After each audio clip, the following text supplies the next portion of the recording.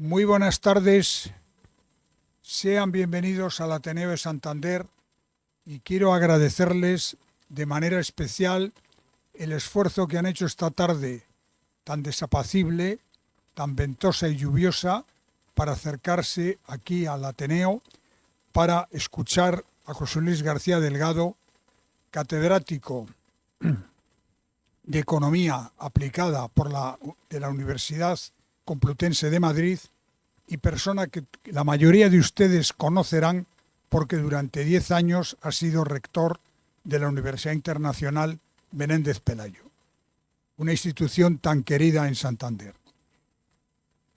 Presentar a José Luis García Delgado es complicado porque podríamos consumir pues todo el tiempo que tenemos previsto para la conferencia en citar las numerosas actividades que ha desarrollado hasta el presente el catedrático García Delgado.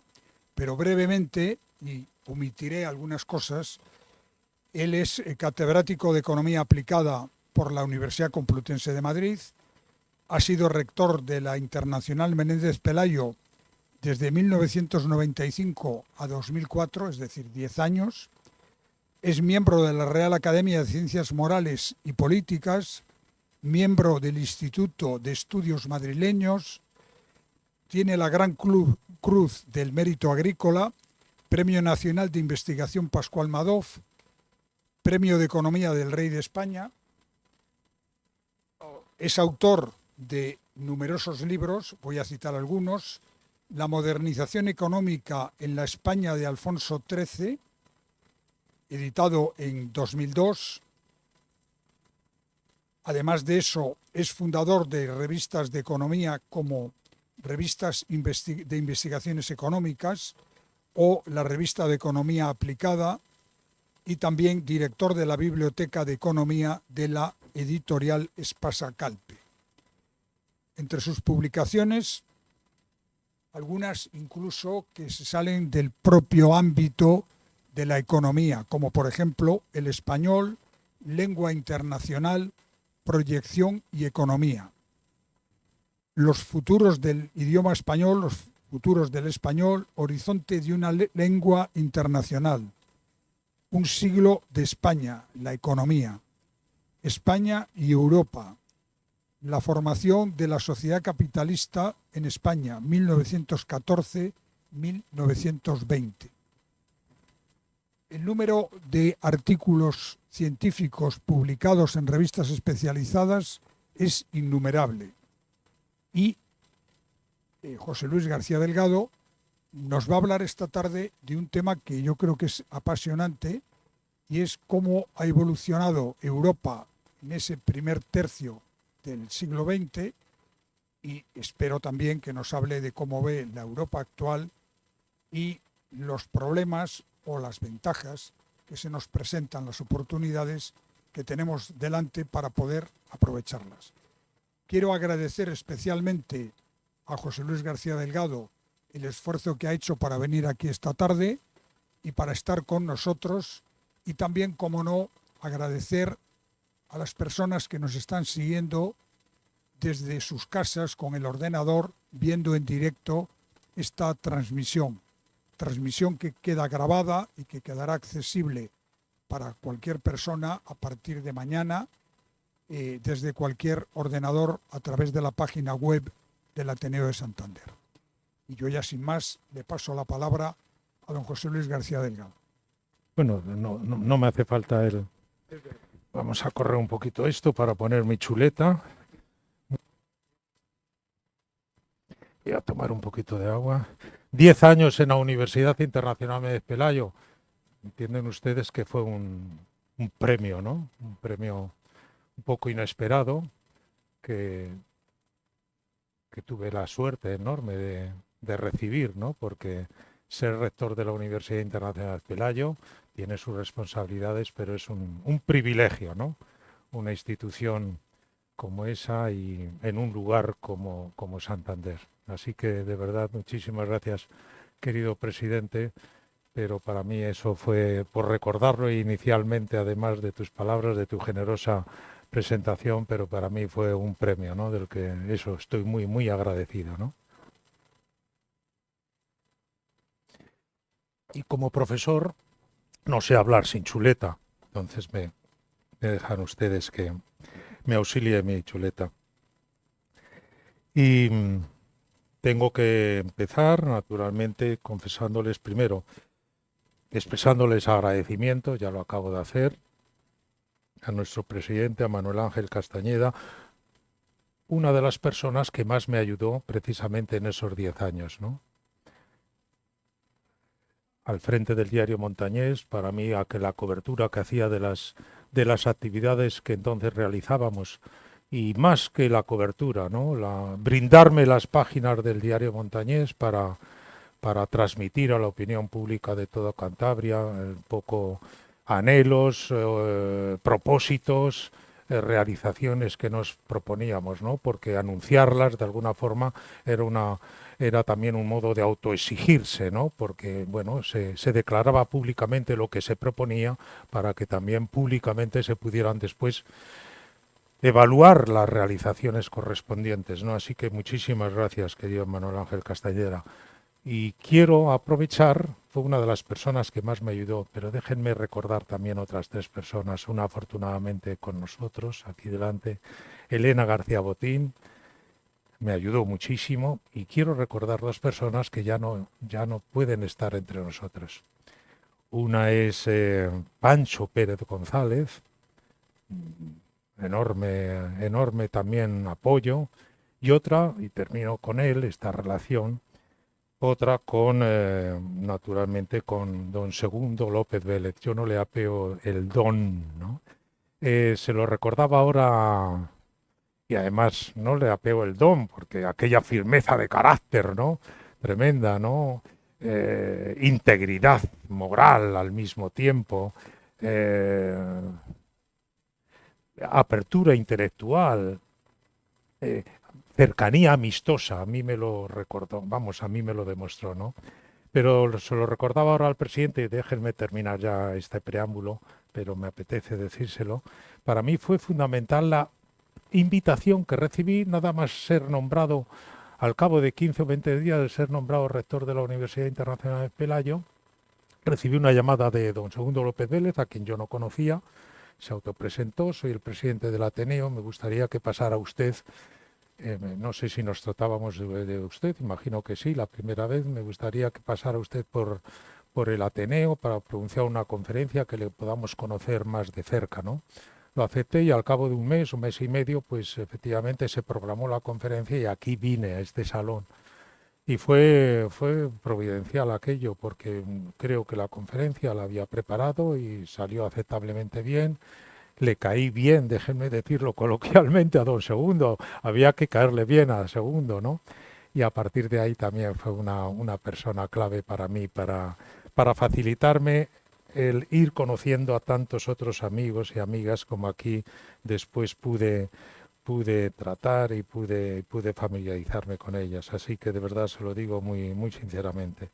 Y entonces eso, expresarles agradecimiento y también confesarles emoción, ¿no? Por tantas vivencias que yo he tenido aquí. Agradezco muchísimo la invitación del presidente a través de la oportuna mediación de Elisa Polanco. Esto, y bueno, volver aquí, como les decía, yo creo que fue en febrero del año 96, aquella conferencia a la que me refería. Y este lugar después yo también lo frecuenté muchísimo. Antes decían los amigos que los amigos del Ateneo tenían siempre sus puertas, las puertas abiertas de la Magdalena, estaban abiertas naturalmente para ellas. Esto y eran bien recibidos y bienvenidos siempre, pero yo frecuenté mucho el Ateneo y hubo ahí una especie de ósmosis de comunicación estupenda, ¿no? Y a Santander, bueno, pues siempre que vengo, pues para mí es muy emocionante porque tanto en el plano profesional como en el personal le debo mucho y le debo muchas cosas buenas a Santander, ¿no? Venga, vamos al tema. Ya lo anunciaba un poco también el presidente a la presentación. Una razón de oportunidad. Me dijo el presidente, ¿de qué hablamos? ¿De España o de Europa? Yo dije, quizá por el año en que estamos, de Europa, porque este año para Europa es importante, ¿no? Con las elecciones que tenemos a primera semana de junio, que pueden ser importantes. Hay que renovar las altas magistraturas, la presidencia de la Comisión, la presidencia del Parlamento, el Colegio de Comisarios, pero es que además en el 2024, en el otoño del 2024, el 5 de noviembre, primer martes de la primera semana entera de noviembre, elecciones en Estados Unidos, que van a ser determinantes para el mundo, van a ser muy determinantes para Europa, en función de quién gane. Y si las encuestas no engañan por ahora y el candidato del Partido Republicano ganara las elecciones, para Europa es una fecha también muy importante para todo lo que es el vínculo transatlántico y para todo lo que es la Unión Europea, toda Europa, pero en particular europea. Recuerden que el referéndum para el Brexit, y ahora entramos en materia, el referéndum que conocemos, el referéndum del Brexit, que acabó, digamos, con una exigua minoría decantándose la opinión pública británica a favor de la salida de la Unión Europea, fue, me parece, el 23 de junio del año 2016. Pues el 24 de junio, un día después, aquellas declaraciones de quien entonces era candidato a la presidencia, después sería en noviembre de aquel año, ganaría las elecciones, Donald Trump dijo aquellas declaraciones de bienvenidos, enhorabuena británicos, vendrán más Brexit, deseables más Brexit. O sea que amigo de la Unión Europea no lo era entonces. Quizá hayan cambiado porque nunca pasa el tiempo en mal, pero para Europa en definitiva, bueno, la justificación del tema, ¿no? Que hablar de Europa yo creo que tiene sentido en este año en particular y dado el horizonte tan complejo que tenemos por delante, el escenario tan complejo que tenemos por delante, digamos, por lo pronto, una guerra de una envergadura en suelo europeo, una crisis bélica de una envergadura que no conocíamos desde la Segunda Guerra Mundial, y después en el contiguo de Europa, pues Oriente Próximo, Oriente Medio, como ven ustedes, Mar Negro, Mar Rojo, etcétera, una situación muy complicada.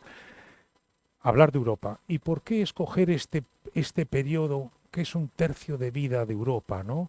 Y me parece el título es de Berlín a Kiev, porque a la hora de hacer un poco historia y de recontar, digamos, periodos, nos gusta, claro, los historiadores, quienes estudiamos historia, nos gusta encontrar mojones de señalamiento, ¿no? Un poco como en Arlinder de las fincas, ¿no? Los mojones que son un poco frontera, que delimitan lo que había antes y lo que hay después. Y hay dos mojones que precisamente distan entre ellos 33 años, un tercio de siglo, dos mojones muy sobresalientes que no pueden pasar desapercibidos. Uno es la caída del muro, o el derribo del muro de Berlín, noviembre del año 89, y otro es 24 de febrero del año 22, prácticamente 33 años, la invasión armada de Ucrania por parte del ejército de Rusia. Claro, son dos acontecimientos descollantes. Entonces son como mojones, un poco señales, digamos, que nos permiten un poco ir periodificando los acontecimientos, la sucesión de acontecimientos, ¿no? Y en ese sentido me parece que este tercio de siglo delimitado por estos dos grandes hechos, me parece que es un periodo susceptible de repensar y de reflexionar sobre él. Y además, ojalá que yo acierte en el planteamiento que les quiero hacer, mirar hacia atrás un poco con perspectiva nos va a permitir eventualmente entender mejor cómo estamos y tal vez darnos algún elemento de juicio acerca de los desafíos y de los retos que tenemos por delante. No solo mirar hacia atrás, sino mirar hacia adelante, ¿no?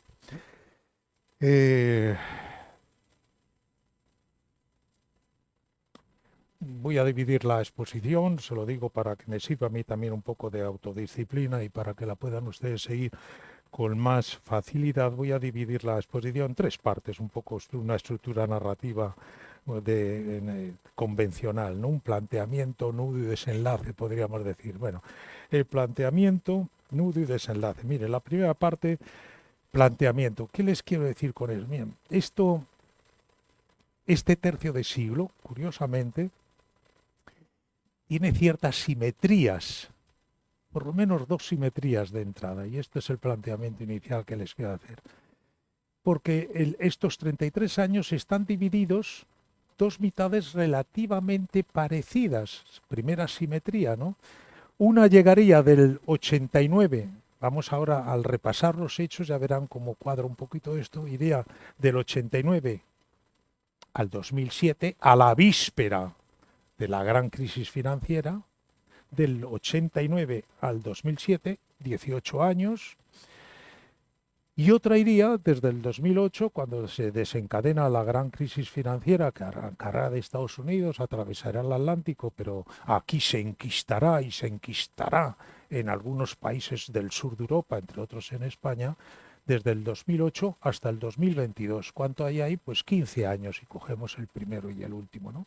Relativamente igual. Y si del 22 quisiéramos contemplar las cosas desde nuestro presente, pues ya tendríamos casi 17 años, en vez de 15 años, 17. Dos mitades relativamente parecidas, ¿no? Que son muy distintas. Vamos al repasar los hechos muy rápidamente, lo comprobaremos, lo memorizaremos todos, haremos todos, una gran parte de todos nosotros las hemos vivido todos, ¿no? Y las hemos vivido acuciantemente, ¿no? Por la magnitud de algunas de las cosas que hayan ocurrido. Pero lo que les quiero decir es que son dos mitades que tienen un signo y un clima de época totalmente distintas, viendo las cosas desde el conjunto de la Unión Europea. La primera parte, esos primeros 17 y 18 años, es un momento eufórico para Europa, ¿no? Europa parece que ha encontrado una senda sostenida de crecimiento, de prosperidad, de libertad, de afirmación de sus principios fundamentales, tanto en el orden político como en el orden económico, y que la idea de Europa se proyecta, ¿no? Y se quiere imitar, ¿no? Y, empezando por, digamos, la fórmula de integración de los países europeos. ¿Es el mío? No. Y en cambio la segunda... Y arranca, si quieren ustedes, bueno, después lo digo. Y la segunda, el clima de época es totalmente distinto. Clima del ambiente, ¿no?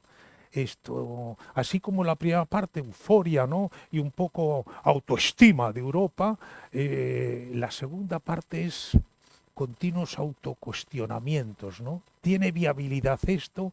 ¿Hay que desprenderse de alguna de las piezas del montaje, empezando por el euro? Durante años se ha pensado que el euro no era viable, ¿no? O que había que algunos de los vagones había que dejarlos apartados, ¿no? Entonces la segunda parte de 2008 hasta hoy ha sido una sucesión de crisis, ¿no? Ha sido una sucesión de crisis, de acontecimientos no previstos, ¿no? De cisnes negros, ¿no? Que acababa ocurriendo algo que era muy improbable que sucediera, pues acaba sucediendo, ¿no? Y va desde lo financiero a lo social, a lo sanitario, a lo geopolítico, etcétera. Como si Europa hubiera entrado no en aquella senda, digamos, relativamente lineal, ascendente de progreso que desde el 89 hasta el 2007 podíamos contemplar, sino en una sucesión de vaivenes, digamos, y de crisis, digamos, que una se sucede en otra. Un cambio de época totalmente distinto. Primera simetría, el planteamiento que les quiero decir. Y la segunda, también hay otras simetrías, me dejan ustedes jugar un poco con esto, que es una forma un poco de ir delimitando cosas, ¿no? La segunda simetría es que la primera de las mitades arranca con un trienio virtuoso, donde los haya. Caída del muro, unificación de Alemania, disolución de la URSS, la Unión de Repúblicas Socialistas Soviéticas. Tres cosas que quienes veíamos, quienes teníamos entonces, no sé cuánto, 30, 40, 50, 60 años, nos parecía impensable. Eran datos dados, eso va a durar siempre, ¿no? En 3 años el mundo se pone cambia absolutamente el panorama, un trienio virtuoso, ¿no? En el sentido de virtuoso desde nuestra perspectiva, claro, afirmación del orden liberal, de un orden liberal en el mundo de democracias liberales en el ámbito político, de mercado, de sistemas de mercado desde un punto de vista económico, todo eso representó, digamos, aquel trienio virtuoso. Y termina, y la simetría, les digo, es que en la primera empieza con un trienio virtuoso y la segunda va a terminar con un trienio, no sé cómo denominarlo, pero pongan ustedes el calificativo. Yo, como trato de ver siempre la botella medio llena, me resisto a decir trienio negro. Pero fíjense desde el 20 lo que le ha pasado a Europa, ¿no? Crisis pandémica, crisis económica con hundimiento de los productos internacionales, de los productos interiores brutos como consecuencia de las medidas que hay que tomar para hacer frente a la crisis pandémica, y guerra de Ucrania, ¿no? O sea, ¿qué más puede suceder, ¿no? En 3 años, ¿no? Entonces, un trienio glorioso inicial de apertura y un trienio duro, no me resisto a decir que es negro, pero un trienio realmente difícil, ¿no? Y complejo donde los haya, ¿no? Simetría, este es el planteamiento que les quiero decir, un poco las dos mitades. El nudo, digamos, la segunda parte de la exposición, les decía, planteamiento nudo y hasta cierto punto desenlace, podría decir.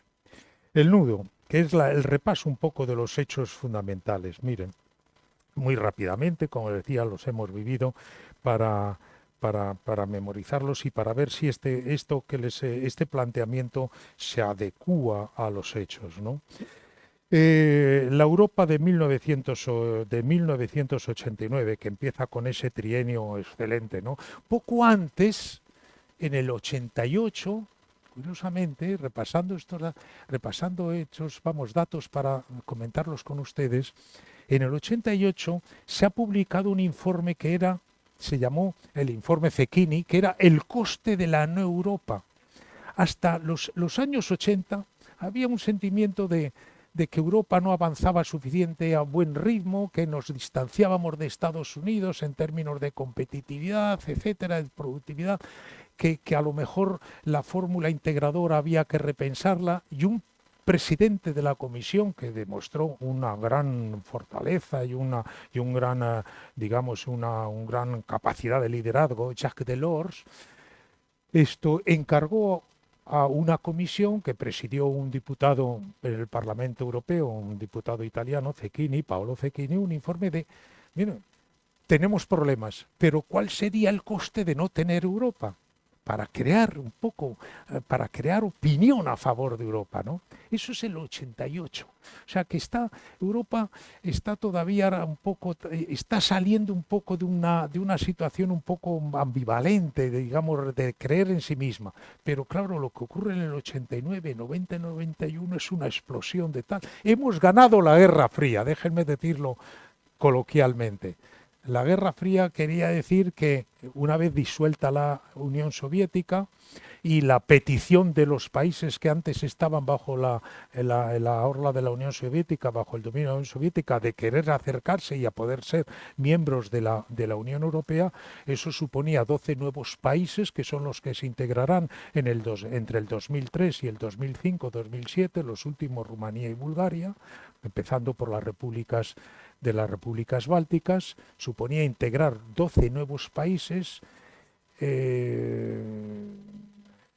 millón de kilómetros cuadrados, más de 100 millones de personas. Hemos ganado la Guerra Fría, ¿no? El comienzo de este periodo es extraordinario, tanto que los líderes de los países de la Unión Europea se reúnen en Maastricht, en la cumbre de Maastricht, una de las cumbres ordinarias que se tienen cada 6 meses, y el nivel de euforia es de tal naturaleza que dicen, no nos vamos a llamar el tratado, no vamos a dejar de llamarnos comunidades económicas europeas, ahora nos vamos a llamar Unión Europea. Y vamos a hacer una constitución de la Unión Europea. Ábrase una convención donde se escuchen a unos interlocutores, a unos agentes u otros, sean políticos, sindicalistas, sociales, etcétera. La convención para la constitución, que es digamos, del orden de febrero, de un poco más. La cumbre de Maastricht es en febrero del 92, pues en mayo, junio se abre la convención, ¿no? Un momento realmente de euforia. Y viene Maastricht, en Maastricht además se da un paso gigantesco. A lo mejor no estábamos del todo preparados, no estaba del todo preparada la Unión, pero había la euforia, demos pasos más rápidamente de lo que hemos dado hasta ahora. Y los pasos que se dan es unión bancaria, unión monetaria, unión monetaria, que no es lo mismo unión bancaria, porque la unión bancaria tenía que haber sido al revés, unión bancaria y después unión monetaria. Unión monetaria, creemos el euro, hagamos todos los deberes correspondientes para tenerlo listo a comienzos del siglo siguiente, a comienzos del 21, y efectivamente el 1 de enero del año 2 se pone en circulación generalizada el euro. Unión monetaria, y procedamos a las ampliaciones. Primero, los 3 países que estaban ahí, que estaban ya negociándose, Austria, me parece que Austria, Suecia y Finlandia, y venga, los 12 países que han quedado un poco en el terreno de nadie, porque ya no están bajo la Unión Soviética, que no existe, Rusia no puede atenderlos, ni quiere atenderlos, la nueva Rusia, y están en tierra de nadie, hay que incorporarlos. Una ampliación muy atrevida. La Unión Europea, no hace falta que se lo recuerde a ustedes, la Unión Europea desde su nacimiento en 1957, Tratado de Roma, había sido muy cautelosa en las ampliaciones. 15 años hasta que se incorporan los 2 nuevos. Empiezan 6 y 2 nuevos, que son Reino Unido y Dinamarca. No, y 3 nuevos, Reino Unido, Dinamarca e Irlanda. 15 años. Pero después tienen que pasar 7 años para que se incorpore uno solo, Grecia. Otros 6 años para que se incorporen 2, Portugal y España. 10 años hasta que se incorporan después, efectivamente, Austria, Suecia y Finlandia. Pero apretemos el paso. 12 de una vez. 12 que además tenían muchos más problemas que cualquiera de los que anteriormente se habían integrado, porque niveles de renta muy inferiores, tejidos institucionales muy poco parecidos a los de los países integrados, cultura democrática muy deficiente, muy defectiva, etcétera, ¿no? Pero, digamos, tenemos suficiente fuerza como para dar ese paso especialmente importante. Y así nos plantamos digamos, ese es el clima que se vive entonces, ¿no? La ampliación al este. Como se dijo, nunca había sido la Unión Europea más fábrica de democracia, ¿no? La fábrica de democracia. La Unión Europea ya no era un mercado común, era la Unión Europea, que una de sus visiones era ser fábrica de democracia. Y a esos países con poca cultura democrática, porque han vivido bajo, digamos, el dominio de un régimen totalitario, esto es la forma de impregnarles de prácticas y praxis democráticas, esto es incorporándolos, ¿no? Ese es como les decía, por eso antes, lo de clima de época. Es el momento para Europa, además, todo esto acompañado de un momento de creciente globalización en los intercambios de productos de todo tipo a escala internacional. La Unión Europea, que es la región del mundo más abierta desde el punto de vista comercial y desde el punto de vista financiero, de intercambios de productos y de transacciones financieras, claro, conforme la globalización avanza, son las regiones más abiertas las que más se van a favorecer, en principio, dadas determinadas condiciones. Y de ahí que, claro, es un momento para Europa estupendo, porque, como después se ha recordado, cuando ya no hemos tenido eso, empezamos a recordarlo, teníamos energía barata. ¿De dónde la importábamos? De diversos puntos, pero principalmente de Rusia. Petróleo, gas, petróleo y carbón. Rusia es el principal productor de gas mundial, el segundo de petróleo y el tercero de carbón. De ahí lo importábamos. Energía barata. transacciones comerciales, digamos, beneficiosas. Comprábamos materias primas y productos semimanufacturados a buen precio. ¿De dónde? La fábrica industrial de la época, China. Y aquí los manufacturábamos, los complementábamos, los terminábamos y, digamos, incorporábamos valor añadido con, digamos, la relación real de intercambio. Comprábamos barato, añadíamos valor, vendíamos relativamente caro, era muy favorable para Europa. Y tercera condición, que quizá ya no podamos contar con ella, seguridad garantizada. ¿Por qué? ¿Gastábamos mucho en seguridad? No, en términos comparados, pero la seguridad nos la hacían de fuera, nos la hacía Estados Unidos a través de la Organización del Atlántico Norte, a través de la OTAN. Con lo cual, Europa podía destinar una gran parte de los recursos que le procuraba su acrecida prosperidad de esos años al bienestar de sus gentes, al bienestar de los ciudadanos europeos. Eso, y no les voy a cansar con datos porque hay que avanzar un poco más, pero déjenme recordar esos tres cifras que dicen más que un capítulo entero de un libro. 7 son números redondos. 7, 20, 50. Esa es la Europa del año que comienza el siglo XXI. 7, 20, 50. ¿Qué quiere decir? El 7% de la población mundial, eran los 500 millones de europeos, casi el 20% del Producto Interior Bruto del mundo. Ese 7% generaba, no llegaba al 20, 18, 19% del Producto Interior Bruto, y el 50% del total gasto social del mundo, el 50% se destinaba al bienestar de los europeos, a través de sistemas escolares, de educativos, sanitarios, etcétera, de salud, infraestructuras, equipamientos de todo tipo, etcétera. El 50%, claro, todo el mundo quería vivir en Europa. Claro, todo el mundo quiere vivir en Europa, porque tenemos un sistema de bienestar que realmente ha sido extraordinario y que lo hemos podido hacer porque se daban determinadas condiciones que hoy estamos viendo no van a durar y no han durado siempre. Ese es el momento de Europa, digamos, que llega hasta el 2007 y las cosas empiezan a cambiar, esto rápidamente, a partir, como les decía, de esa sucesión de turbulencias no previstas, por decirlo de otra forma, de cisnes negros. Se puso muy de moda un estudioso de origen turco, afincado como tantos otros en Estados Unidos, y publicó en el 2007 un libro sobre el cisne negro, que era acontecimientos no previstos que pueden tener un impacto extraordinario, ¿no? Impactos altamente improbables de acontecimientos que, bueno, son posibles pero en absoluto previsibles, ¿no? De eso llamó la metáfora del cisne negro, que es una cosa muy, muy sorprendente, muy extraña, pero que quizá a veces se dé. Entonces, por decirlo también coloquialmente, a partir del 2008, curiosamente, las cosas empiezan a cambiar y empiezan a cambiar rápidamente. Hay una característica común en todas las cosas, no sé cómo voy de tiempo. Pero no quiero corresponder a la cortesía de todos ustedes por su asistencia, no siendo demasiado prolijo y no alargándome excesivamente. Pero hay una característica común en las cosas que nos han venido pasando desde entonces, desde el 2008.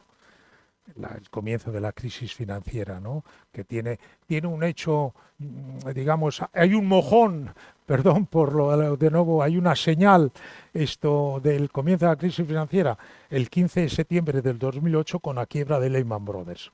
Bueno, ya había desde el verano del 2007 las crisis, el segmento hipotecario del sistema financiero de Estados Unidos, empezaba a tambalearse, pero Lehman Brothers, claro, aquello nunca podía caer y cayó, ¿no? La quiebra de Lehman Brothers, y había que taponar esa vía de agua que era enorme, ¿no? Eso es el comienzo de la crisis financiera del 2008. Hay una característica, ¿no?, que nos está ocurriendo en Europa desde entonces, que sufrimos impactos muy fuertes, no previstos, improbables, y que vienen de siempre de fuera, o sea que no son crisis generadas por nuestras deficiencias, por el mal funcionamiento de algunas de nuestras cosas, sino que nos llegan de fuera, ¿no? La crisis financiera le llega a Europa de Estados Unidos.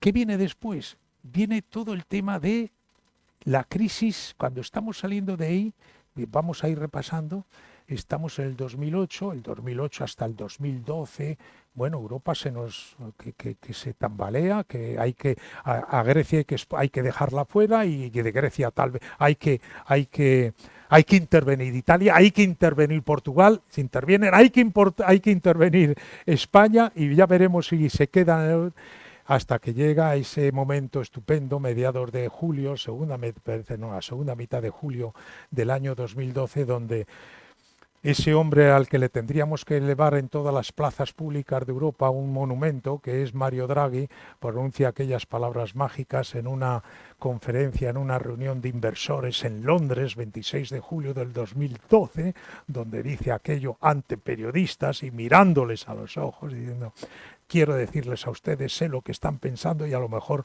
adivino alguna de las preguntas que me van a hacer. Pero quiero decirles a ustedes que en el ámbito de mi mandato, acababa de tomar posesión como gobernador del presidente del Banco Central Europeo, en el ámbito de mi mandato, se harán lo necesario para preservar el euro y créanme, será suficiente. Y eso, como la economía y la inversión es un problema de expectativas, cuando hay expectativas alentadoras, uno se anima e invierte sus ahorros y toma riesgos. Cuando las expectativas son desfavorables, quieto donde estamos y a poder ser recoger lo que tenemos para salvar lo que podamos, ¿no? Entonces aquello fue un cambio, se estudiará en los manuales de mucho tiempo, ¿no? Fue un cambio de expectativas, pero hasta el 2012 la situación es muy mala y a partir del 2012, ¿qué está pasando? Ya desde, me parece que es mediados del 2011, guerra en Siria. La guerra de Siria, déjenme este pequeño excurso, no es sino una consecuencia del fracaso de lo que llamamos en la época de euforia de la primavera árabe. Europa estaba exportando democracia y en algún momento atravesaría el Mediterráneo y también el Magreb y otros países de la otra ribera del Mediterráneo se harían democráticos. Como había manifestaciones, sobre todo de población juvenil, etcétera, reclamando mayores libertades y sistemas, de libertad en los respectivos países, desde Marruecos hasta Túnez, pasando por Libia, pasando por Siria, etcétera, esto pasando por Egipto, la primavera árabe. La primavera árabe ha resultado, como saben ustedes, uno de los mayores fiascos en términos, de previsión, ¿no? Hoy tenemos más dictaduras y regímenes menos libres en todo ese mundo que la oleada de democratización iba a llegar hacia ellos que antes del 2010, ¿no? Es cuando aquel vendedor ambulante se autoinmola, ahí en una pedanía de la capital de Túnez, ¿no? ¿Qué pasa? Les decía en el 2011-2012, que en el 2011 ha empezado una guerra civil que continúa al día de hoy en Siria. Y en el 2013-2014 empiezan a ser millones los refugiados que tienen que obligadamente de desplazarse dentro del territorio sirio. Y eso que genera una oleada no prevista, de una oleada extraordinaria, de un contingente humano extraordinario que busca refugiados, que busca refugio fuera de sus lugares de origen. Y el lugar deseado, lógicamente, es Europa. Y la entrada de migrantes es extraordinaria. Durante 2-3 años va a ser extraordinaria. Al punto que genera reacciones defensivas, reactivas, frente a la oleada de migración. Hay algunos países donde la canciller Merkel dice: yo admito 1 millón. Casi le cuesta la cancillería a Angela Merkel, ¿no? Casi porque la opinión pública alemana fue totalmente adversa, ¿no? Entonces, porque mientras se cuentagotea la inmigración, en busca de vida, de nuevas fórmulas de vida y trabajo, los que llegan, bien, porque digamos, se van, digamos, amoldando, se van adaptando, no sé qué, se van encajando en el tal. Pero la crisis, se acabó hablando de crisis de refugiados para Europa, ¿no? Que genera, y no me puedo detener, pero vamos, les recuerdo cosas que todos yo creo que estamos de acuerdo, eso claro, es un alimento para, digamos, actitudes y opiniones y conductas nacionalista populistas, ¿no? Digamos, de defensivas, en definitiva, reactivas, ¿no? Y digamos, de malestar social, a veces difuso, otras veces menos difuso, etcétera. Estamos en el 14, 15. Un premier británico, frívolamente, convoca un referéndum, porque no tenía ninguna necesidad de convocarlo, convoca un referéndum para la permanencia del Reino Unido en la Unión Europea. Había ganado previamente un referéndum en Escocia, que también con ínfulas un poco de separación del Reino Unido, y dice, bueno, ahora soy un ganador, voy a convocar para ganar de nuevo el referéndum, para seguir en la Unión Europea, naturalmente, y pierde el referéndum. Fue el Cameron, que hoy es ministro de Asuntos Exteriores, ¿no? ¿Por qué ligo una cosa con otra? Porque el Brexit, ese resultado del Brexit, por una exigua minoría, lo comentábamos antes, a favor de la separación, es impensable en otro clima, en otro ambiente. Estaba la crisis de refugiados y la crisis financiera previamente. Claro, había generado un malestar, digamos, en la sociedad británica muy importante, ¿no? Y entonces, quizá, dado que hay tantos problemas en la Unión, naveguemos por nuestra cuenta, que al fin y al cabo hemos sido imperio y tenemos armas y tenemos, digamos, tenemos activos para valernos por nosotros mismos. Si no, no hubiera, yo creo, vamos, lo dicen los analistas, hubiera sido impensable ese resultado. Pero claro, ese resultado, fíjense, estamos el 23 de junio del año 16. Como a mí me gusta decir, un mentón, un directo en el mentón de la Unión Europea, porque no estaba previsto. Todos los sondeos era que no ganaban, que iban a seguir en la Unión Europea. Y entonces eso fue, claro, fue despertarse, es verdad que ha ocurrido esto. Tened en cuenta que hay que darnos cuenta, el Reino Unido no era cualquiera, no cualquier país de la Unión, entonces los 28 países, ¿no?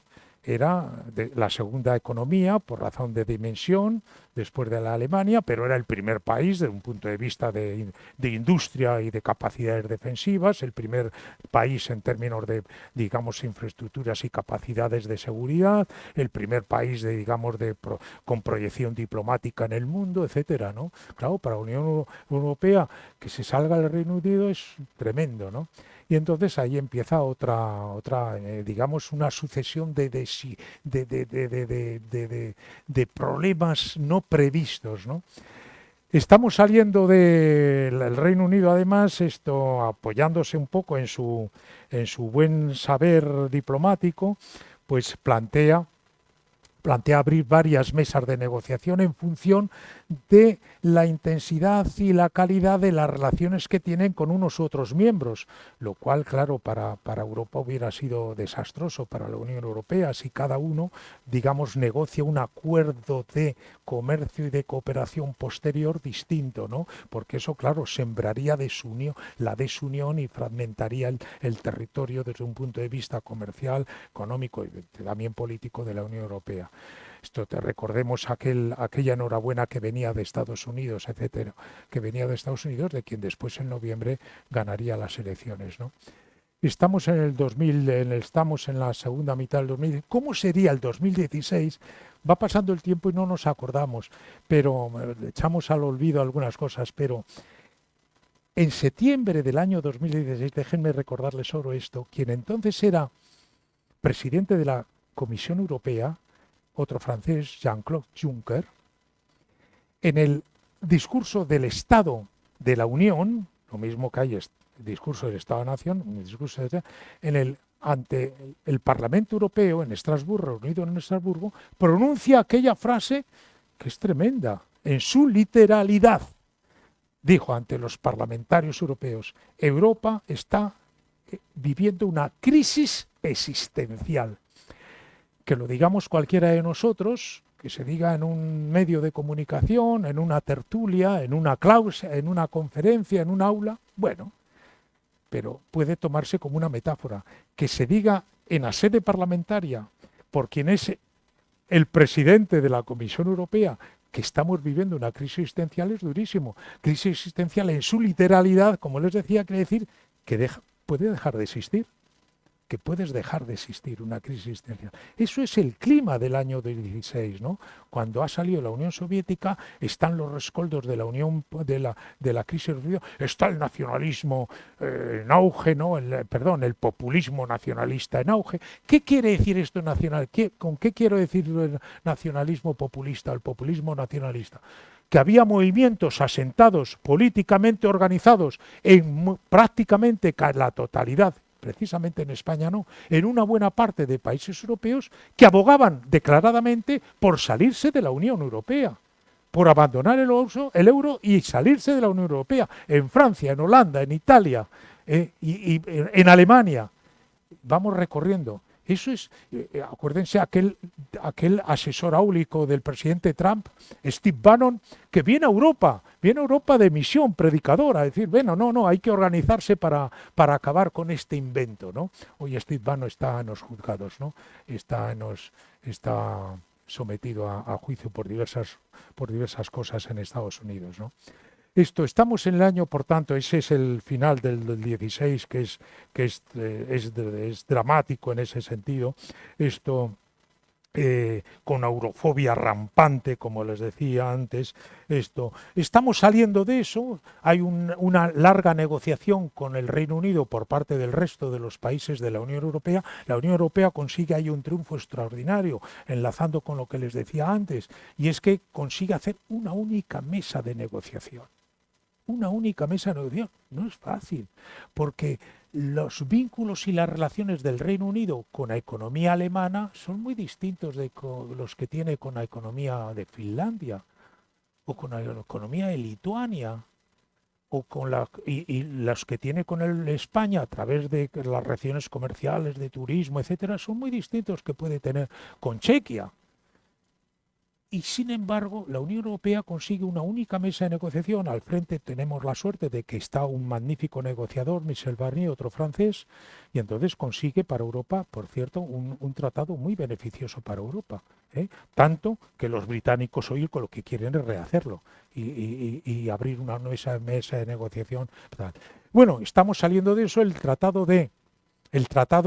nuevo tratado de relación de la Unión Europea, de los países que han quedado en la Unión Europea con el Reino Unido, se firmará a finales de enero del 2020, 31 de enero del 2020.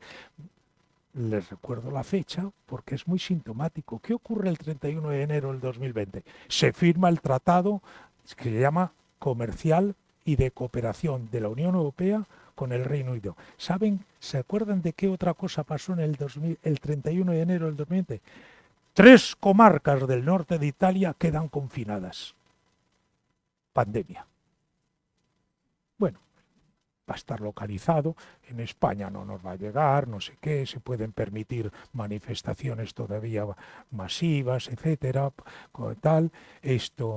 Pero la crisis pandémica estaba ahí y cómo, ¿no? Y cómo sucede, cómo impacta también y cómo sacude también a los países europeos.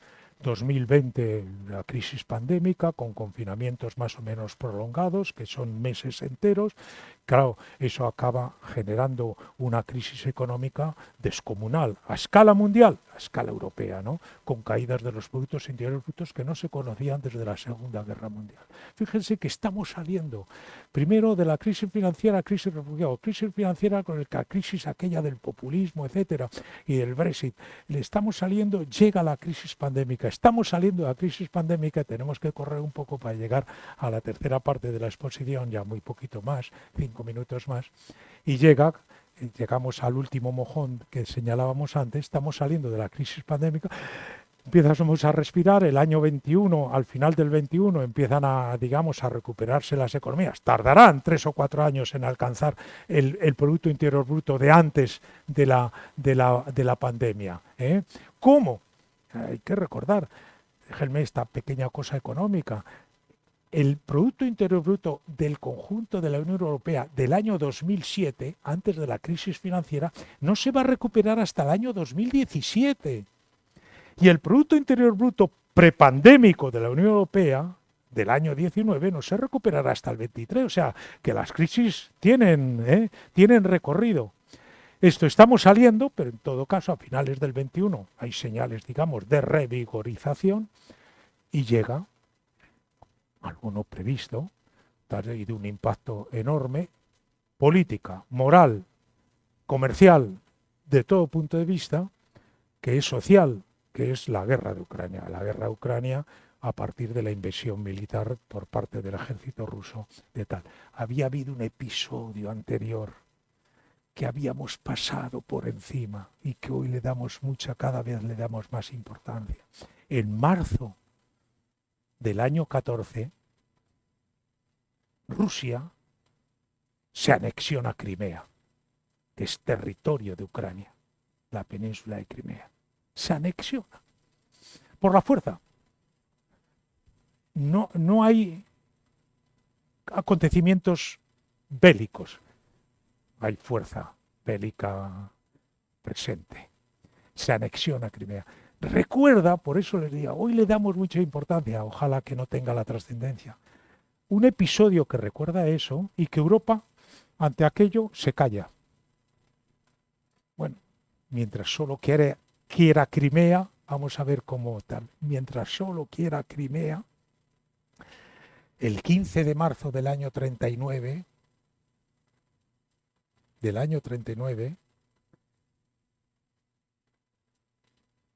el 15 de marzo del año 39, la Alemania, Hitler, ocupa Checoslovaquia. Bueno, mientras solo quiera Checoslovaquia, ya había querido alguna otra pieza anteriormente. 4 meses después estalla la Segunda Guerra Mundial con la invasión de Polonia, ¿no? Entonces, ¿cuánto? Desde el año 14 al febrero del 22, el 24 de febrero del 22, el 24 de febrero del 22, el ejército ruso invade una guerra de agresión, invade no para quedarse con el este de Ucrania, no. El objetivo de la operación especial militar, como se la denominó eufemísticamente por parte del presidente Putin, era llegar a Kiev en 1 semana, 2 semanas y un nuevo gobierno, etcétera, ¿no? Entonces, por eso de Berlín a Kiev, ¿no? Entonces, bueno, estamos saliendo, como les decía, de la crisis pandémica, nos llega esta, que claro, es una crisis para Europa muy importante. Nos aprovisionábamos de Rusia, hemos dejado de aprovisionarnos, por lo menos, digamos, en la mayoría de aprovisionamientos.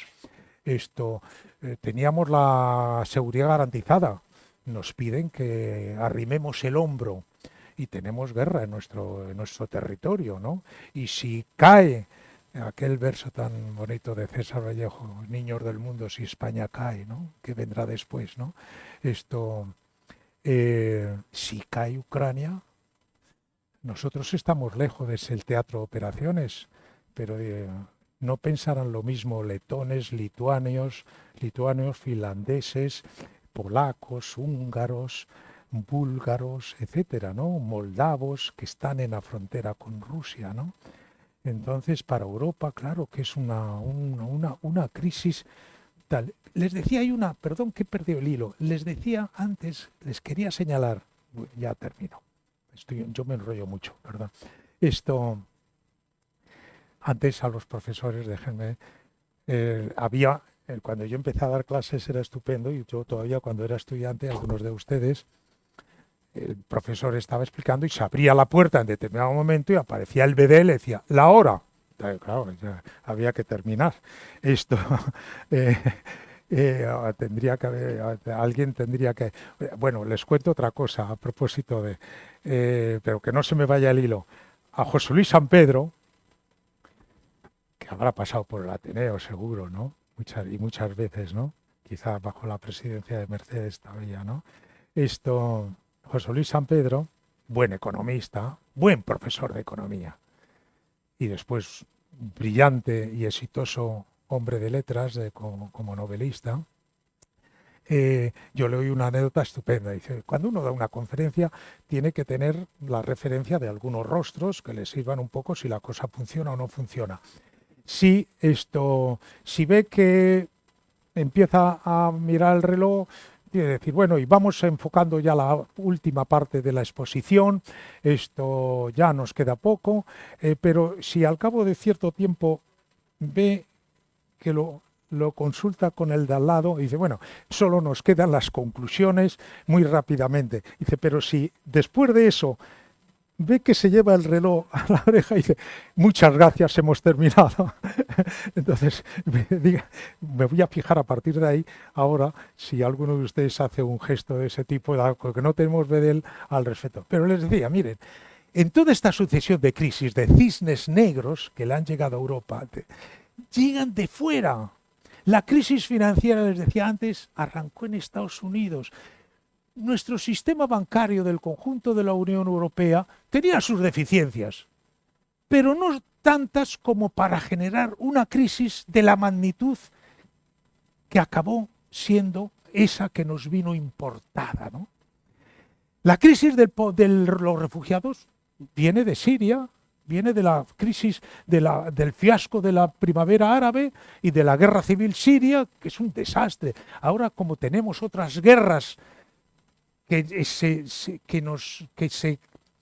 se transmiten más fácilmente o que de las que se informa mejor, nos olvidamos. Ahí sigue siendo una guerra durísima, ¿no?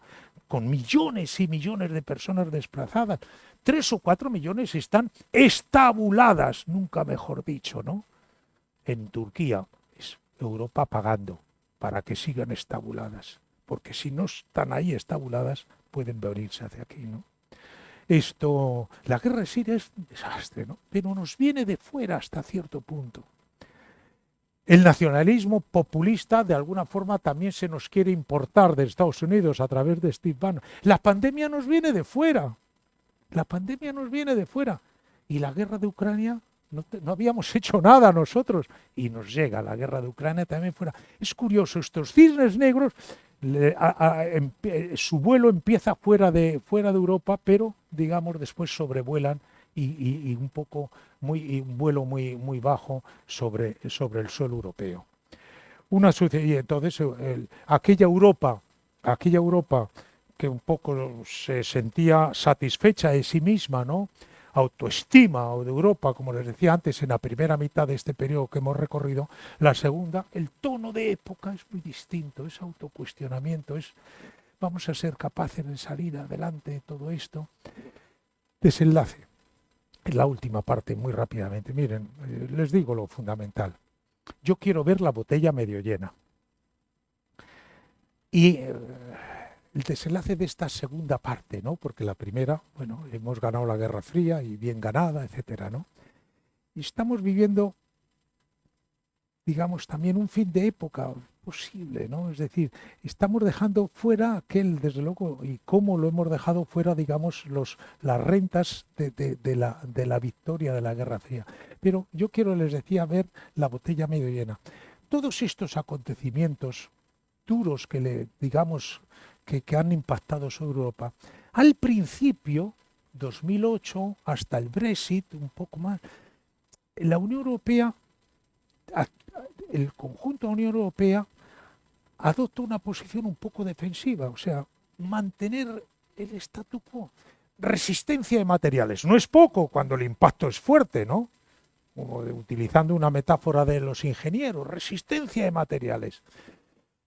Crisis financiera, se aguanta el euro, Draghi, Mario Draghi ahí, al quite.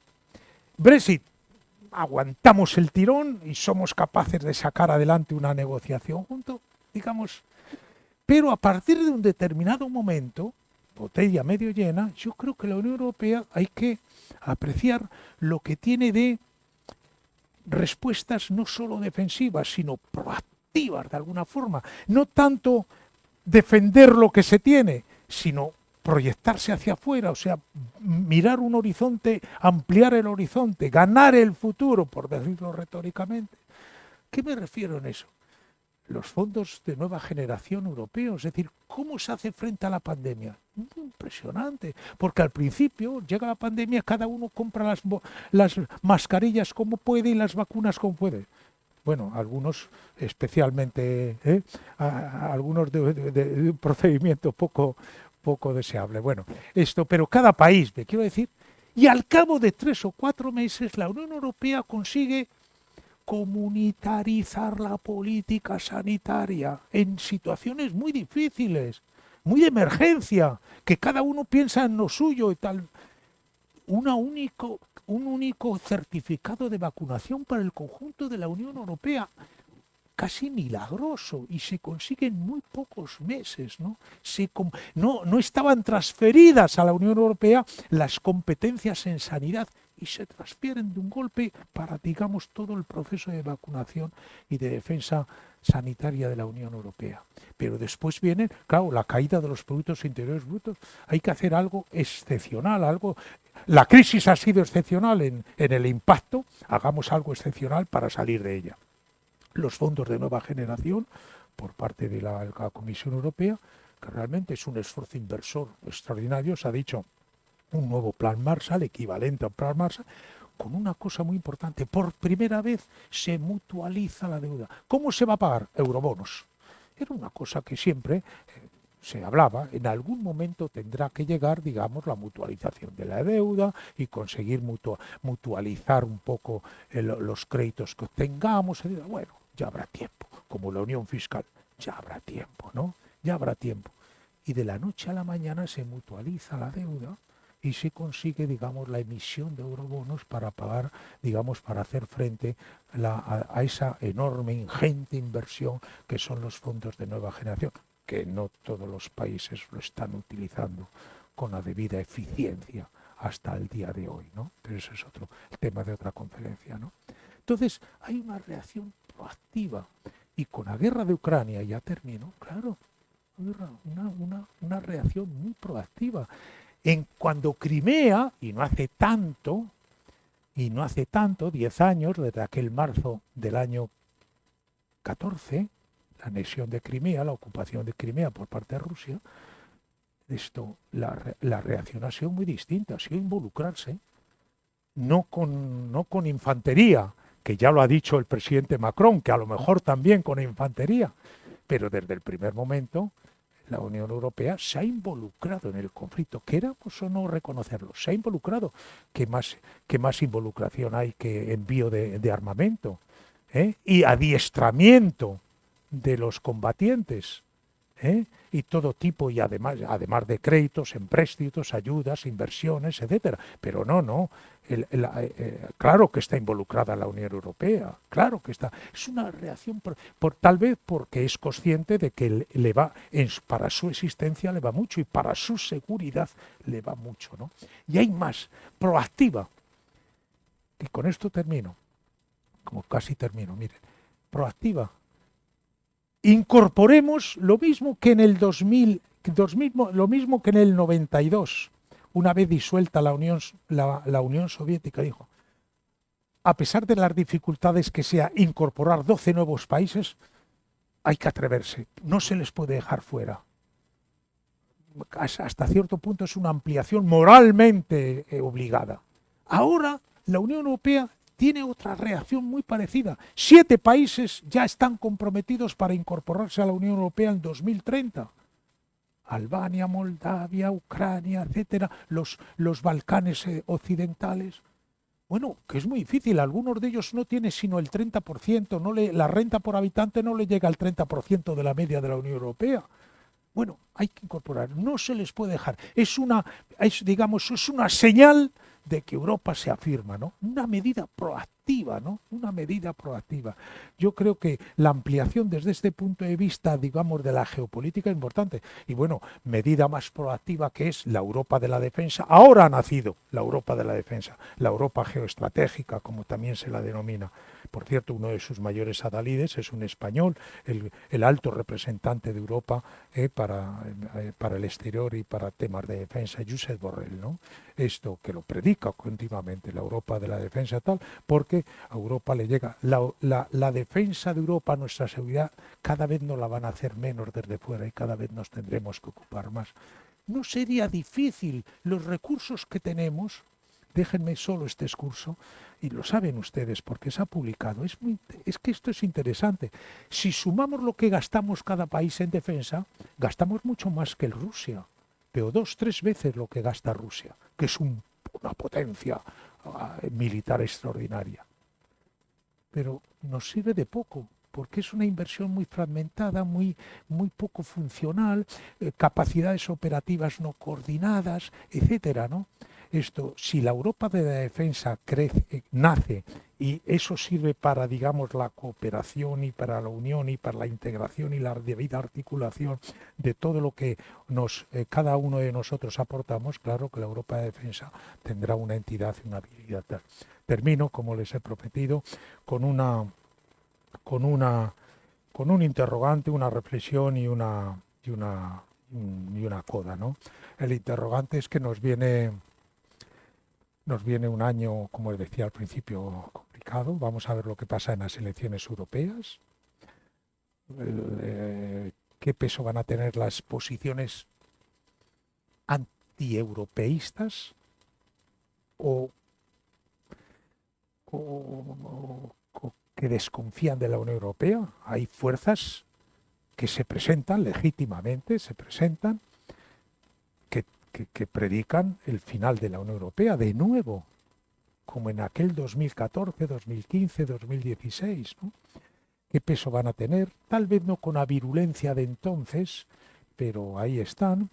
Después, ¿qué va a pasar en noviembre con las elecciones de Estados Unidos? ¿Cuál será si gana el presidente Trump? Si gana, bueno, el presidente lo ha sido, si gana el hoy candidato Donald Trump, el devenir del vínculo transatlántico, que ha cuidado bastante el presidente Biden. ¿Qué pasará de la OTAN? El presidente, ya saben, esas declaraciones de este candidato, que bueno, no sé, es la euforia tal vez de un mitin electoral, ¿no? Quienes no aporten suficientemente a la OTAN, le diré a Rusia que empiece por ellos, ¿no? Pero ¿cuál será el destino tal? Interrogación. Reflexión. Europa siempre se ha hecho a golpe de crisis. Y de hecho, los saltos hacia adelante han venido casi siempre de momentos de crisis, como hemos repasado ahora, con motivo de la pandemia, con motivo de la crisis financiera, etcétera. Siempre, digamos, eso lo dijo uno de los padres fundadores, Jean Monnet, ¿no? Europa se hará a golpe de crisis, ¿no? Solo cuando la ciudadanía europea comprenda que hay que abandonar el statu quo más o menos confortable en la zona de confort previa para, digamos, asegurarse el futuro, ¿no? Entonces, bueno, hay que tener presente eso y tal vez estemos en el preludio, en la víspera de tal. Y finalmente, una coda, les decía, ¿saben? Y déjenme terminar con una pequeña. Rafael Sánchez Ferlosio, el escritor que también pasaría por aquí en alguna ocasión, bueno, él se prodigaba muy poco públicamente. Pero se cuenta, quienes lo han conocido, cuenta que desde que tenía 40 años, vivió 80 y tantos, ganó el premio Cervantes ya siendo bastante mayor, cuentan que desde que tenía 35 o 40 años, cuando se encontraba con amigos y tal, hombre, Rafael, ¿qué tal estás? Dice, peor. Entonces yo no quiero terminar con Sánchez Ferlosio, sino recordándoles bueno, hay un catedrático que muchos sociólogos lo tienen como como maestro, Francisco Murillo, catedrático de Granada durante muchos años, don Francisco Murillo. Yo le conocí a don Francisco Murillo en la academia todavía. Esto, con esa ironía un poco, que es muy distinta de la nuestra nórdica, esta del norte de España, una ironía un poquito tal, granadina, ¿no? Con ese, que él decía una cosa muy graciosa, decía, solo soy optimista sobre el futuro del pesimismo. Entonces, yo no quiero terminar así ni con Rafael Sánchez Rossio ni con don Francisco Murillo, sino con ese subtítulo estupendo de un libro muy recomendable de un profesor, un académico canadiense que ha sido político y político destacado en Canadá, Michel Indaniev, que tiene un libro reciente que se llama En busca del consuelo, que tiene un subtítulo tan bonito como Vivir con esperanza. Él dice en tiempos oscuros, digamos, vivir con esperanza en tiempos difíciles. Los nuestros son difíciles, que no nos abandone la esperanza. Muchas gracias.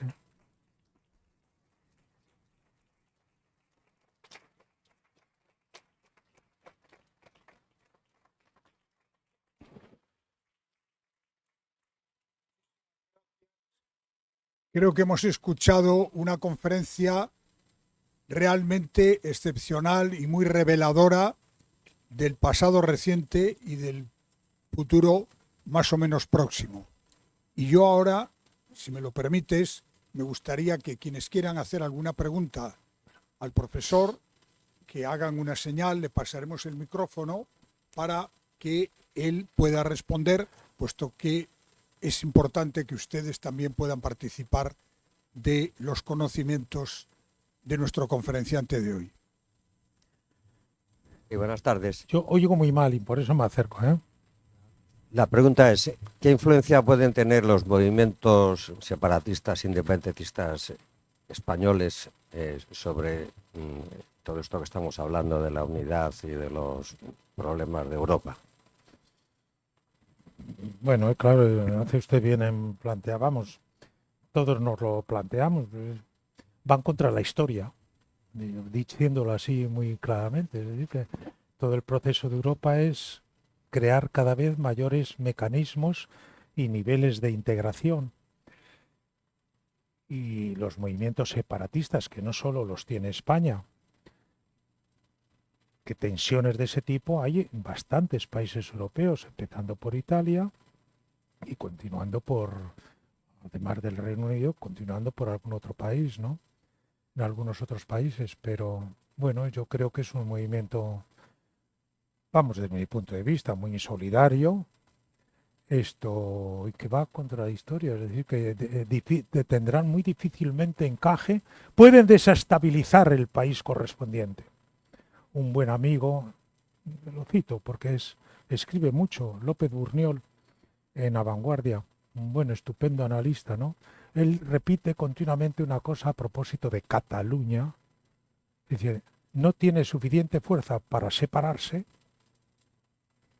pero sí suficiente peso como para desestabilizar el conjunto de España y la política española. Lo está consiguiendo. Entonces, no ha conseguido separarse, pero sí desestabilizar, ¿no? Y lo que venga. Entonces,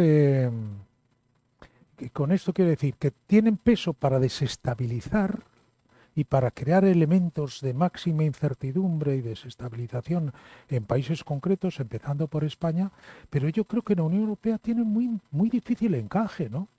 La Unión Europea se resistirá tremendamente porque va contra su lógica, va contra su ser, su razón de ser, quiero decir, ¿no? Que es la integración y es la cooperación y es la comunitarización, ¿no? Y es la solidaridad, digamos, debido en ciertos, no, a lo mejor no siempre, pero las tensiones separatistas son muy insolidarias en principio, empezando por las españolas, entre ricos y pobres, regiones ricas, regiones pobres, etcétera, ¿no? Tiene muy difícil encaje, ¿no? Y yo creo que en tiempos de dificultad todavía peor, ¿no? Todavía en épocas de bonanza, bueno, pues a lo mejor se pueden contemplar las cosas de una forma u otra, ¿no? Pero en épocas de dificultad, bueno. ¿No crees que la Unión Europea es demasiado lenta? Sí, demasiado lenta y demasiado retrasada en sus respuestas. Perdón, ¿eh? En las respuestas. Sí, las respuestas, bueno, viendo las cosas desde ahora, es decir, que las hacia atrás sí han sido, efectivamente, podríamos haber actuado, se debería haber actuado más rápidamente. Yo creo que con la guerra de Ucrania, vamos a ver ahora, porque se empieza a hablar de fatiga, de la fatiga europea en apoyo a Ucrania, pero desde el 24 de febrero del año 22, creo que ahí sí fue una reacción relativamente rápida, ¿no? Tanto en el nivel, tanto digamos en Naciones Unidas, proponiendo tantas sucesivas de sanciones a Rusia, muchas de ellas adoptadas, cuanto, digamos, lo que he recordado antes, del apoyo material directo a Ucrania. Y durante la pandemia, hombre, unos primeros meses efectivamente, pero bueno, que en el año, la pandemia es del año 20, el año 21 estaba organizada la Next Generation, ¿no? Es decir, los fondos europeos, que yo también, tal vez porque se ha aprendido, Lisa, tal vez porque se ha aprendido de que perder tiempo es muy disfuncional y tiene los costes crecen, que si se procede con cierta celeridad. Entonces yo creo que conforme avanzamos hacia nuestro presente, se ha apretado un poco el paso, aunque bueno, ojalá tuviéramos hoy una unión fiscal, una unión bancaria completada, que todavía queda alguna pequeña pieza por completar, etcétera, ¿no? Déjenme decírselo. Jacques Delors, que hemos citado antes, que conocía también Europa, 10 años estuvo de presidente de la Comisión, 2 mandatos, y 2 mandatos que se recuerdan, claro, fue la Europa de la euforia, 95 hasta el 2005. Estupendo, ¿no? Que te pille. Bueno, él alguna responsabilidad también tuvo, algo aportaría, algo arrimaría el hombro a que las cosas fueran bien entonces, ¿no? Pero vamos, le pillaron épocas buenas, esto tanto a escala española, perdón, a escala europea como a escala internacional. Pero ya Delors decía, Europa es una cuestión de paciencia. Y el que no tenga paciencia lo va a pasar mal. Efectivamente, eso lo dijo la expresión, como dijo aquella otra expresión, yo solo digo a mis alumnos porque son muy... De esto se acuerdan, después ya no se acuerdan de otras cosas, pero una cuestión de paciencia. Y después dijo aquello que Europa es un ovni, que era aquello objeto volante no identificado. Él cambiaba la V por una P, objeto político no identificado, porque no es un Estado nacional, no es una federación, no es una confederación. ¿Qué es? Decía, un objeto político no identificado, ¿no? Entonces tenía este tipo de recursos retóricos que, bueno, ayudaban un poco, pero una cuestión de paciencia. Pero tienes razón que en algunas cosas hemos ido lentos, ¿sí? Buenas noches, señor conferenciante. Ha hecho usted parangón de 2 trienios, la caída del muro de Berlín, con el último trienio que El nos afecta. primero y el último, ¿no? Sí, y las personas hacen la historia, como decía el sociólogo prusiano Separarse un poquito porque retumba. Sí, las personas hacen la historia, como decía el sociólogo prusiano Carlos Marx, y las personas cuentan. Y si hacemos parangón de las personas que estaban allí y las que están ahora, no tienen nada que ver. En Estados Unidos estaba Ronald Reagan. La administración norteamericana ahora no tiene un líder como ese. En Europa estaba la Dama de Hierro y estaban en la Unión Europea. Margaret Thatcher no tiene nada que ver con el primer ministro británico de ahora. Y en la Unión Soviética estaba Mikhail Gorbachev. No tiene nada que ver con Vladimir Putin. Y en el Vaticano, su santidad es argentino. El que estaba en aquellos tiempos era polaco. Había vivido la Segunda Guerra Mundial y había vivido todo el comunismo con Joseph Stalin. Usted ha citado a Mario Draghi en el aspecto economicista, pero en el aspecto político no hay primeros espadas como había en aquella época. Quo vadis domine? ¿A dónde vamos, señor? Perdone porque le he pedido mal. Me lo dice sin el micrófono, porque retumbaba.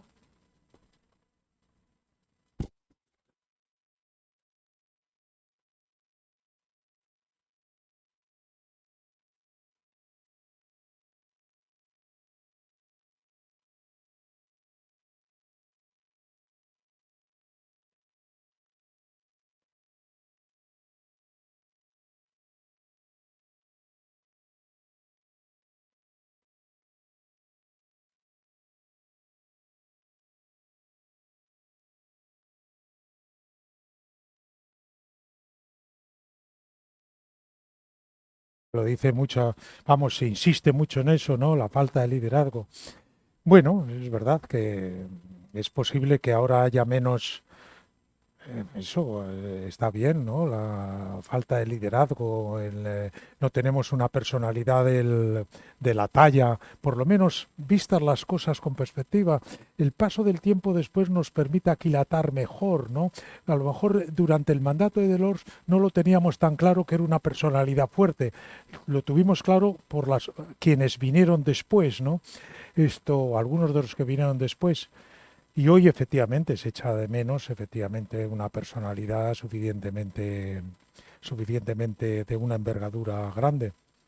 Es posible que, claro, que si le he entendido bien la falta de liderazgo, vamos, los déficits de liderazgo, no la falta, los déficits de liderazgo, digamos, digamos, de una capacidad carismática, esto también sea un factor que vaya en contra, digamos, de la capacidad actual de la Unión Europea.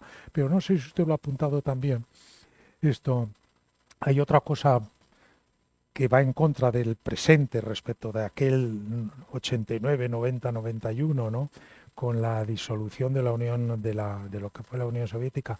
Hoy Rusia, en el año 92, una vez disuelta la Unión Soviética, la apuesta de Europa era: Rusia también se va a democratizar. Multipliquemos los intercambios comerciales y económicos con Rusia, porque el comercio creará prosperidad y la prosperidad abona la libertad. Es el campo abonado para la libertad. Rusia se acabará democratizando.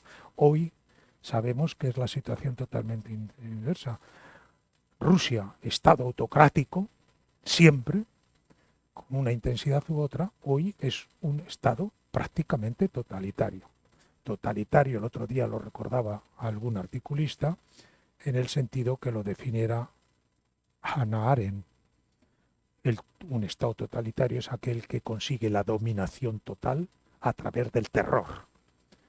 Y los episodios recientes con los disidentes, esto quiere decir que la Rusia ha entrado en un régimen, digamos, muy parecido a lo que es no un Estado autocrático, un Estado totalitario, ¿no? Y eso, claro, no es lo mismo aquella Rusia que buscaba también, digamos,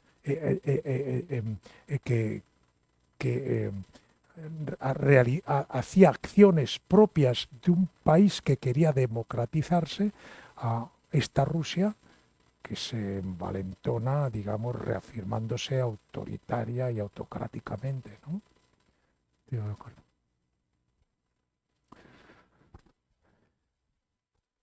Por favor, ¿qué piensa usted sobre el posible influjo que el actual conflicto entre Israel y Palestina y Hamas puede tener en Europa? Imaginémonos que en el mes de noviembre está Trump en el poder, Putin y Netanyahu, que en el pasado se han entendido muy bien entre ellos.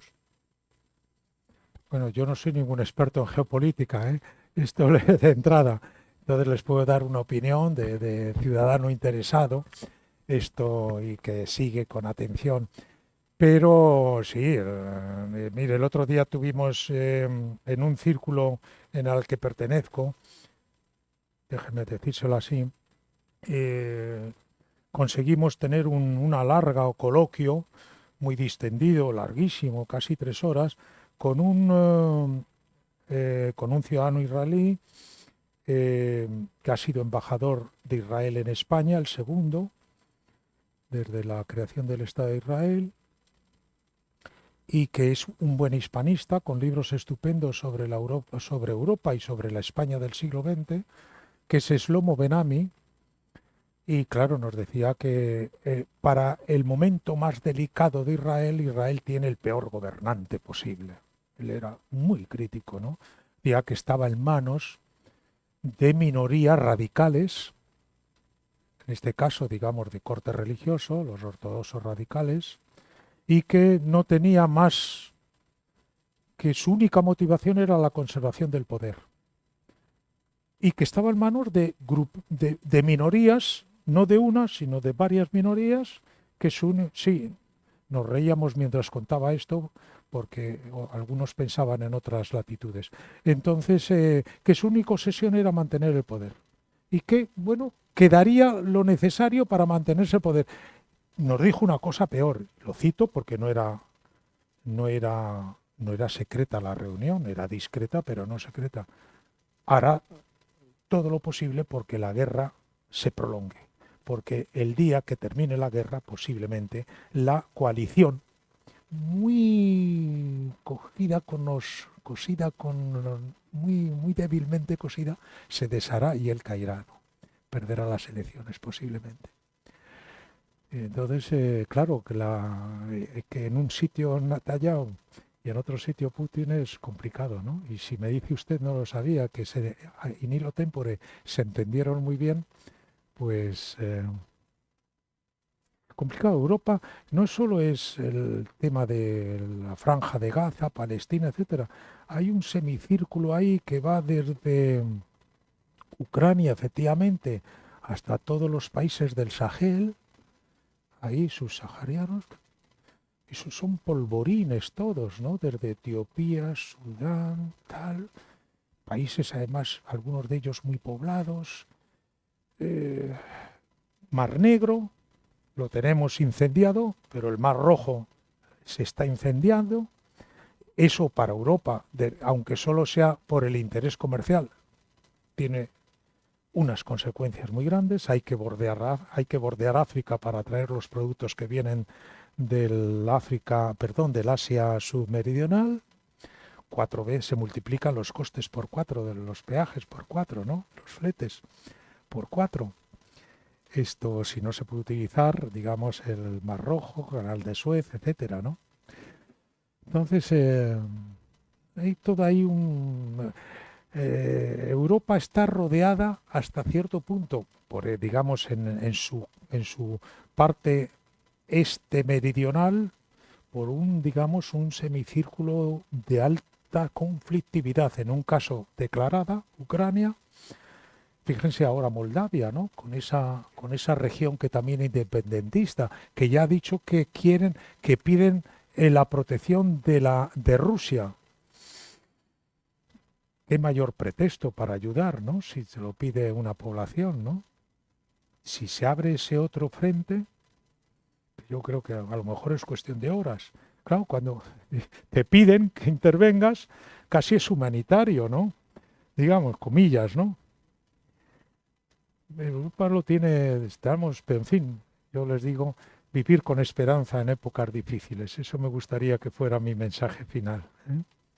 Muchas gracias. Bueno, ¿no? Bueno, todavía no, bueno, como quieran. En principio, bueno, gracias por esta magnífica exposición. Muchas gracias a ustedes. Y además es que agradezco mucho su europeísmo. Sí, en sí. estos Yo soy tiempos convencido, difíciles. claro. Yo soy europeísta, ¿no? Pero tengo una pregunta. ¿No cree usted que Europa es un objetivo a abatir por distintos frentes?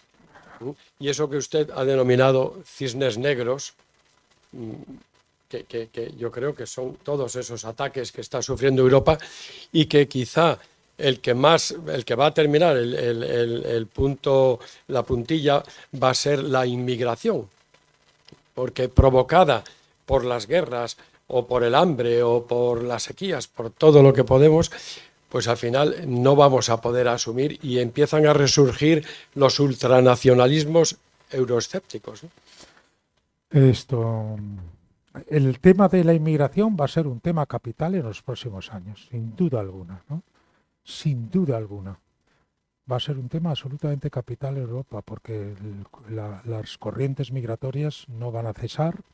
Europa, la población propiamente europea, el cálculo de Naciones Unidas es que en los próximos 25 años decrezca un 15%. Ya está estancada, pero decrezca la población originariamente europea, y por contraste África crecerá en los próximos 25 años un 150%. Y ellos saben cómo vivimos. déjenme decirlo coloquialmente. La gran diferencia con hace 50 años es que no sabían cómo vivíamos. Ahora desde cualquier aldea pobre de África se sabe cómo vivimos. Y se entiende que uno arriesgue su vida si quiere para él y para sus hijos. Entonces, eso va a ser un tema, claro, y nosotros somos el aledaño, vamos, estamos ahí, ¿no? Somos contiguos, ¿no?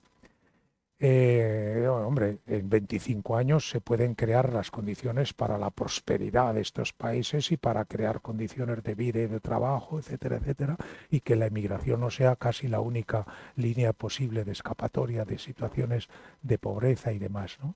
Pero eso no se improvisa de un día, de un año para otro, ¿no? Y ni casi de una década para otra, ¿no? Entonces tenemos un problema. Y después está, efectivamente, usted lo ha citado, los refugiados. Es que son cifras pavorosas. Es que los desplazamientos, nunca hay cifras exactas, pero los desplazamientos solo de ucranianos son 7 millones, entre 6 y 7 millones de desplazamientos que no van a Rusia y no se van a Asia. Hay que decir que Europa está haciendo la talla. Polonia, que no es una economía bullante, tiene más de 1,5 millones de refugiados. 1,5 millones. Y así, Alemania está ahí también. Claro, que eso alimenta corrientes anti-inmigración y nacionalismo, digamos, de ese nacionalismo populista, etcétera. Pero la inmigración, en definitiva, lo que les quiero decir es que va a ser un tema importante, un tema capital en los próximos años. Y que claro, que Europa tiene... Rusia no... Todo lo que sea debilitar la Unión Europea, mejor para Rusia, para esta Rusia de hoy. Y para cierta mentalidad de Estados Unidos, Europa es un competidor. Y si Estados Unidos Estados Unidos primero para los americanos y después la prosperidad para nosotros y después para los demás, esto puede haber presidente de Estados Unidos en donde eso de que es lo que llamamos el vínculo transatlántico, que no solo es un motivo, no es solo razón defensiva, razón también comercial, económica, de transacciones financieras de todo tipo, esto pues puede verse debilitada, ¿no? O sea, que Europa, no, durante algún tiempo, unos años de euforia, siempre decía, Europa se ha convertido no solo en el adalid del orden liberal europeo en términos del orden liberal, en términos de democracias liberales en el término político, sino un poco el portaestandarte de procesos de integración exitosos. Y en América Latina se venía a Europa a saber un poco a estudiar cuál era el proceso para intentar uniones regionales, pero también en el sudeste asiático. Se venía a Europa a saber un poco cuáles eran los mecanismos y qué cosas habían transferido y qué cosas no se habían transferido y cómo se habían creado los conglomerados funcionariales correspondientes, etcétera. Hoy no estamos en esa tesitura, ¿no? Europa, digamos, tiene menos amigos de los que tenía, diciéndolo muy rápidamente, ¿no? Por tanto, bueno, razón de más para afirmarse y para hacer deberes que tal vez antes habíamos hecho mucho más lentamente, ¿no? Bueno, sí, responde adecuadamente. Vale, no, muchísimas gracias, doctor. Muchas gracias. Muchísimas gracias.